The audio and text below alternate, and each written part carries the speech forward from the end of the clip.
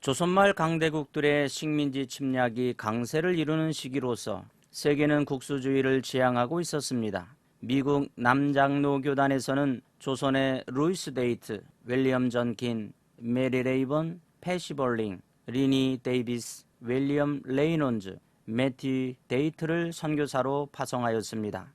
우리나라 선교 초기에 서울을 중심으로 선교하였는데 전국적으로 복음을 전할 수 있는 선교사의 숫자는 턱없이 부족하였습니다. 미국 북장로교 선교사였던 언더우드가 1891년에 안식년을 맞이하여 본국으로 돌아가 전국을 순회하면서 조선에 선교사가 필요하다는 당위성을 주장하였고, 전킨을 비롯한 6명의 친구들은 1892년에 조선으로 파송을 받게 되었습니다.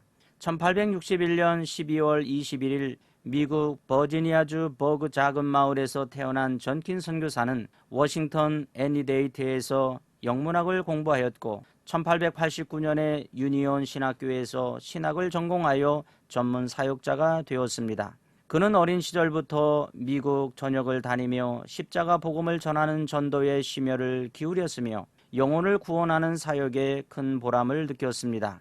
그는 6명의 선교사와 함께 1892년 11월 3일에 우리나라에 입국하여 10개월 동안의 언어 공부와 현지화 훈련을 받았습니다. 당시의 네비우스 선교 정책에 의하여 1893년 9월에 남장로교 선교 영역인 호남 지방을 동료 선교사들과 함께 답사하였습니다. 서울이 아닌 전라도 지방으로 답사를 떠난 전킨 일왕은 기후와 풍토병, 우리나라 지형적인 특성과 낙후된 의료시설, 그리고 생활문화가 열악하기에 심한 고통을 겪으면서 복음을 전하는 일에 매진하였습니다. 선교사 일행은 서울에서 선교 준비를 마친 후 1896년에 남장로교 군산 지부를 세우기 위해 군산 진앙 포구에 도착하였습니다. 그들은 수독산에 위치한 초가집 2채를 매입을 하고 선교사 사택과 교회로 수리하여 예배당으로 사용하였습니다.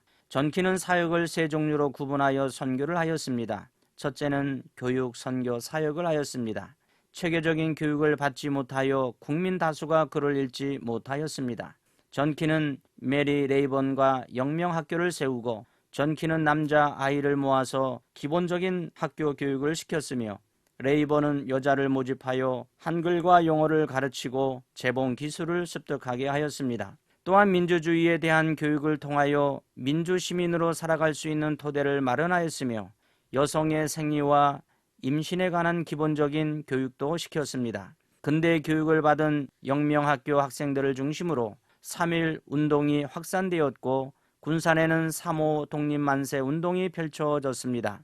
둘째는 의료 선교를 하였습니다. 백성들은 빈곤한 삶으로 고통받았고 열악한 의료시설로 제때 치료를 받지 못하여 생명을 잃는 상황이 다반사로 발생하고 있었습니다. 이러한 슬픔이 지속되고 있는 시기에 듀류 선교사를 중심으로 병원을 설립하여 국민들의 몸과 마음을 어루만져 주었습니다. 호남 최초로 군산 예수병원이 세워지면서 복음을 전할 수 있는 환경이 더욱 발전해 갔습니다. 셋째는 복음을 전하고 교회를 세웠습니다.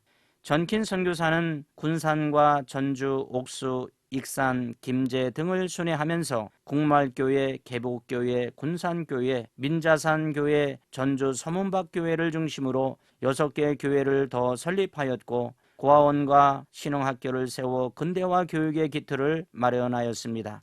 이 밖에 여러 교회를 설립하였고 그는 건강을 돌보지 않고 열정을 다하여 죽으면 죽으리라는 일사각오의 심정으로 복음을 전했습니다. 1896년에는 호남에서 예수를 영접하고 신앙생활을 하였던 송영도, 김복래 2사람이 최초의 세례교인이 되었습니다. 전킨은 28세에 선교사로 입국하여 교육과 의료, 교회를 세우며 사회복지시설을 통해 소중한 복음을 전하였습니다. 그를 통하여 씨앗이 뿌려지고 120여 년이 지난 지금은 군산 지역에 600여 개의 교회와 10만 성도로 성장한 복음화의 열매를 얻는 축복을 받았습니다. 이처럼 전킨 선교사는 28세의 젊은 나이에 소명을 받아 조선의 땅에 발을 딛고 15년 동안 선교 사역을 감당하였습니다. 전킨은 급성 폐렴으로 1908년 1월 2일 43세를 일기로 젊은 나이에 하나님 품에 안겼습니다. 그는 호남 선교회 초석을 마련했고 많은 열매들을 맺었는데 그의 교육과 말씀을 듣고 훈련을 받은 제자들이 그의 업적을 기념하여 전주 기전여학교를 세워 그의 사역을 이어가는 계기가 되었습니다. 한 사람이 매우 중요합니다. 어떠한 삶을 펼쳐가는 것에 따라 수많은 사람들에게 도전과 영향을 미칠 수 있는 것입니다.